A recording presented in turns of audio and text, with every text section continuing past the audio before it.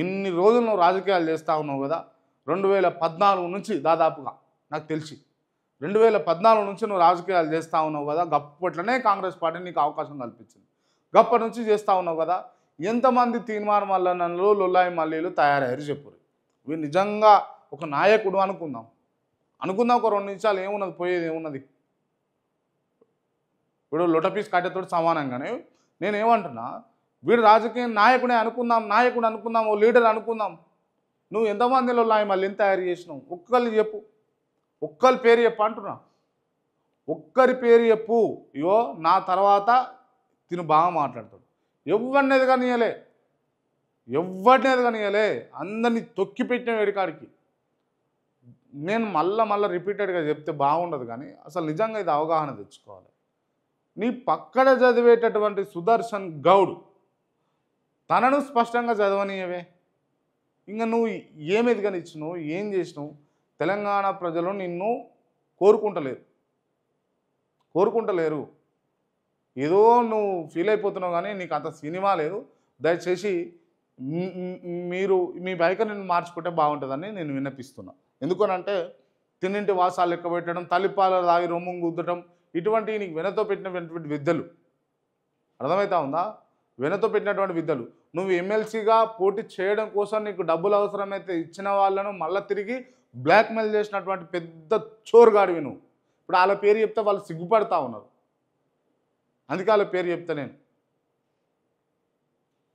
నీకు ఏమీ లేనప్పుడు డబ్బులు అవసరం ఉంటే డబ్బులు ఇచ్చినటువంటి వ్యక్తులు ఎవరైతే ఉన్నారో, నీకు డబ్బులు లేనప్పుడు డబ్బులు అవసరమైతే ఎవరైతే వ్యక్తులు డబ్బులు ఇచ్చిన వాళ్ళు ఉన్నారో వాళ్ళని కూడా బ్లాక్మెయిల్ చేస్తున్నావు.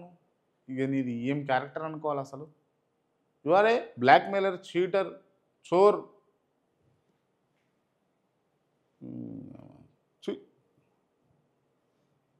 ఎమ్మెల్సీ తీన్మార్ లొల్లాయి మళ్ళీ బుధవారం నాడు ఉదయం సోమాజిగూడ ప్రెస్ క్లబ్లో మీడియాతో మాట్లాడుతూ ముఖ్యమంత్రి రేవంత్ రెడ్డి కావాలనే నన్ను పార్టీ నుంచి సస్పెండ్ చేయించారు. నేను ఎందుకు చేపియాలి? ఇదంతా పోటుగాడివి ఏం కాదు. కాకపోతే నువ్వు పార్టీ లేని దాటి మాట్లాడినావు అని చెప్పేసి పార్టీ భావించింది కాబట్టి నేను సస్పెండ్ చేశారు. నువ్వు ఎన్ని మాటలు మాట్లాడినావు? కోమటిరెడ్డి వెంకరెడ్డి నేను అన్నావు, రేవంత్ రెడ్డి నేను అన్నావు. అయినా కూడా నీకు వాళ్ళు టికెట్ ఇచ్చిరే, నీకు అవకాశం కల్పించరే, నీకు వాళ్ళు సపోర్ట్ చేసిరు కదా పార్టీ తరఫు నుంచి. అయినా నీకు చిత్తశుద్ధి లేదు.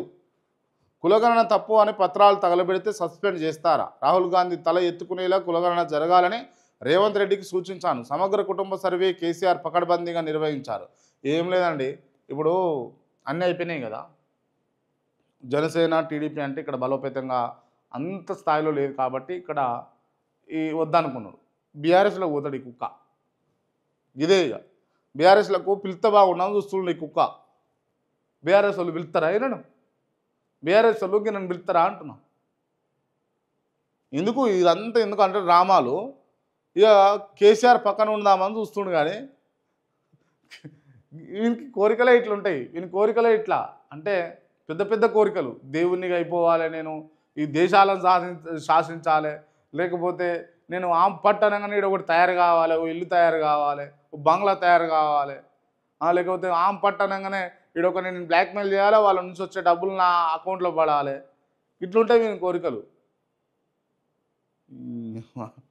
అందుకే వీరిని నమ్మకుర్రి మిత్రులారా, సోదరులారా, దయచేసి నమ్మకుర్రి. 2 సార్లు రాసేది ఏందా వీని వార్త.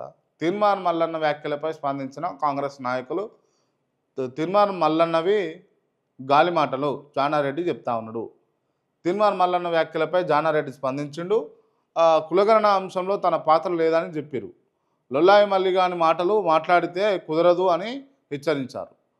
తప్పు చేసిన వాడిని క్షమించే గుణం తనదని అన్నారు. తనను ఎవరు తిట్టినా తాను పట్టించుకోనని చెప్పారు. లొల్లాయి మల్లి సమావేశంతో తనకు ఎలాంటి సంబంధం లేదని తేల్చి చెప్పారు. ప్రత్యక్ష రాజకీయాలకు తాను దూరం, సలహాలు అడిగితే ఇస్తానని తెలిపారు. పరిపాలన చేసేవారు సైతం అడిగితేనే సలహాలు సూచనలు ఇస్తున్నానని అన్నారు. తమ నాయకులు తనను విమర్శిస్తే ఖండిస్తలేరు అన్నారు, కానీ సమర్థించడం లేదని కూడా చెప్పారు. ఎందుకో వారిని అడిగి తెలుసుకోవాలని జానారెడ్డి అన్నట్టుగా వార్త కథనం చూస్తూ ఉన్నాం. సో అది జానారెడ్డి ఈ చీటర్ పైన మాట్లాడిన అంశాలు. ఏంటంటే చీటరు ఒక మంచి స్ట్రాటజీ ఉంటుంది. మస్తు మంది ఉన్నారు కదా, మొత్తం జానారెడ్డిని ఎందుకు టార్గెట్ చేసి మాట్లాడండి అంటే, జానారెడ్డి అసలు వాడు వచ్చి బయటకు వచ్చి మాట్లాడితే ఈజ్ ఏ హీరో, ఈ బికమ్ ఏ హీరో కాబట్టి మాట్లాడాడు.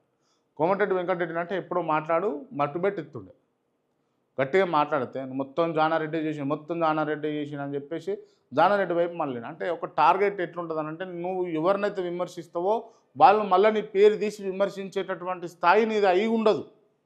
నువ్వు అటువంటి వాళ్ళనే అంటావు. అటువంటి వాళ్ళు అన్నప్పుడు ఏమవుతుంది అని అంటే నీకు ఫెచ్చింగ్ అవుతుంది, వాళ్ళు మాట్లాడరు, నువ్వు హీరో అవుతావు. సో ఈ స్ట్రాటజికల్గా పోతాడు అన్నట్టు, దొంగ, చోర్, పక్కా చోర్.